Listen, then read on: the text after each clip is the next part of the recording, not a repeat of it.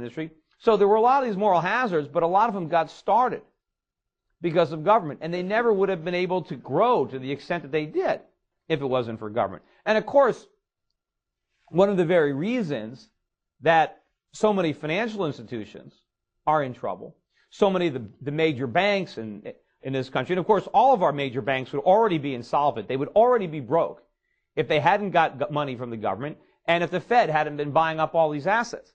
But one of the reasons that no one cared is because of the FDIC insurance program. I mean, nobody in this country cares at all what the banks do with our money once we put it there, because it's all insured by the government. No one cares. Doesn't matter. People do a lot of research before they buy a plasma TV, but nobody does any research before they put their money in the bank. No one cares. Who can care? Because the government has created a moral hazard by guaranteeing the accounts. If the government didn't guarantee bank accounts, then banks would not be doing foolish things with our deposits. Because people would care. Because people would know, gee, if you make loans and they don't get paid back, I'm going to lose my money. So banks would not just compete on how much interest they pay, but they would compete on how safe their balance sheets are. And there would be a lot of people looking out for them, because probably individual consumers, before they made a deposit, would want to look for some type of equivalent of a consumer's report, where somebody rates banks and follows banks and says, here's the safe banks. Nobody bothers to do that now. Why? Because no one is any riskier than anybody else, because they're all guaranteed by the government. It doesn't matter. But it creates a huge moral hazard when you do that. I mean, the same thing, look what Bernie Madoff was able to pull off, right? I mean, you think he could have done that without the SEC, giving him a stamp of approval, or without FINRA? I mean, there's no way that if we didn't have regulators, the private sector wouldn't have ferreted this guy out. There would have been a lot more due diligence if everybody didn't think the government was doing it for us. And of course, I said, instead of putting Bernie Madoff in jail, we should just make him Secretary of the Treasury. Because he's got a lot of experience, exactly the kind that we need in running a Ponzi scheme. Because, the Chinese just mentioned yesterday that they were getting a little concerned about all the money they loaned us, and that just maybe we won't pay them back. I'm sure they're a lot more than just a little concerned, because that's what they said publicly. Imagine what they're saying privately, because they know we're not going to pay them back. Of course we're not going to pay the Chinese back their money. It's impossible. We can't possibly. And can you imagine if President Obama, given the following type of speech to the American citizens, to say, go national televised address and say, my fellow Americans, I've got a little news for you today. We're going to have a massive across-the-board tax increase on average working Americans. Any American that still has a job is going to have to pay much higher income taxes. And as a matter of fact, we're going to have to cut Social Security across the board. If you're getting a Social Security check, we're going to have to reduce it. And remember all my plans about more education and health care for everybody and, energy independence? We got to put all those plans on hold because the Chinese need their money. We borrowed a lot of money from the Chinese, and we're good for our debts.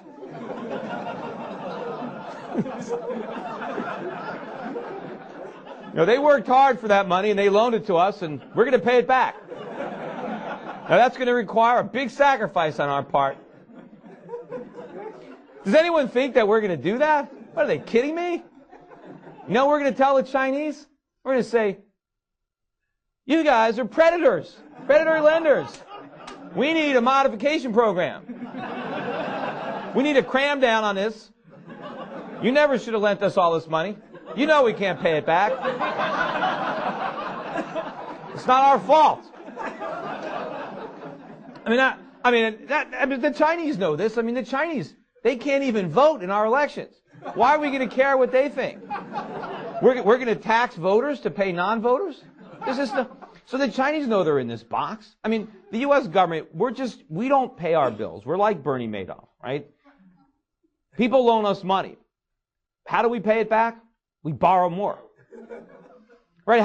If somebody came to Bernie Madoff a couple years ago and wanted their money, they got it. Why did they get it? Because they were able to take in new money. They found another sucker who didn't know it was a Ponzi scheme.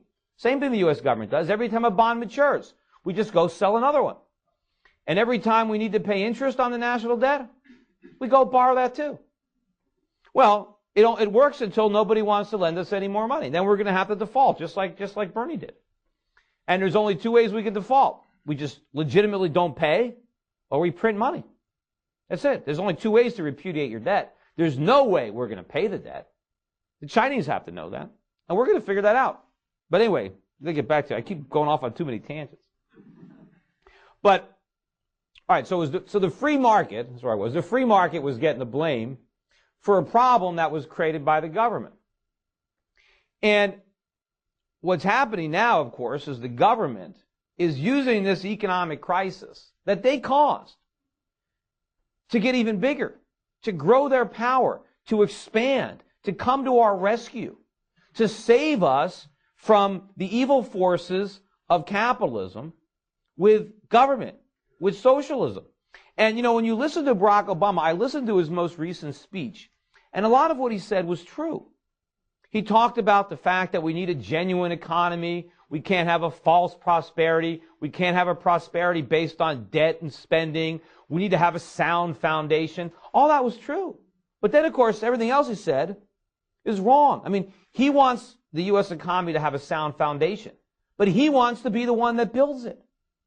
He thinks the government can erect a sound foundation, that central government planning can replace the market, that resources can be allocated efficiently by politicians who want to get votes, as opposed to entrepreneurs who are looking for profits.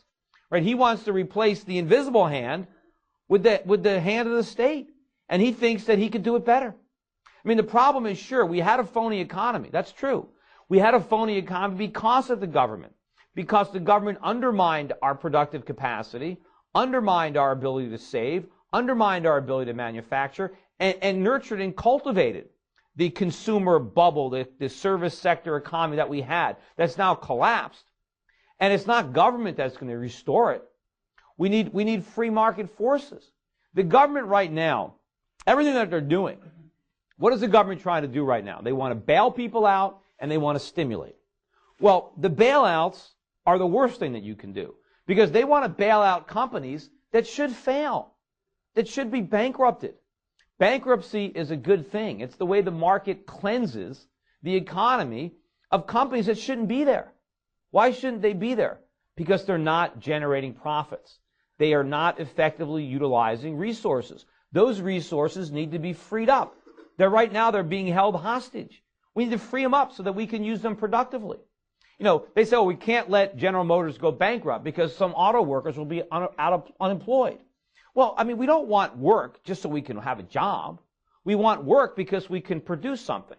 We want the value, right? I mean, if somehow, we can all have like little machine and we could just push little buttons and whatever we wanted would magically appear, right? Nobody would have to work, right? And the government, of course, would try to outlaw those gadgets because it would create a lot of unemployment. But who would care? We wouldn't need employment. We would have everything we want. So we work because we want stuff, not because we want to work. So just to preserve jobs doesn't make any sense if they're not productive, if they're not efficient.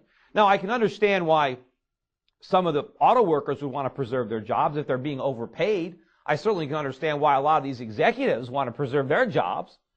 But society doesn't want to do it.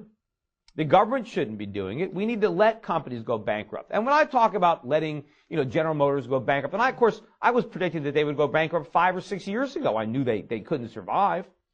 But if we let them go bankrupt, does that mean it's an end to the automobile industry? Does that mean that all those plants in Detroit or in the Detroit area are just going to sit idle?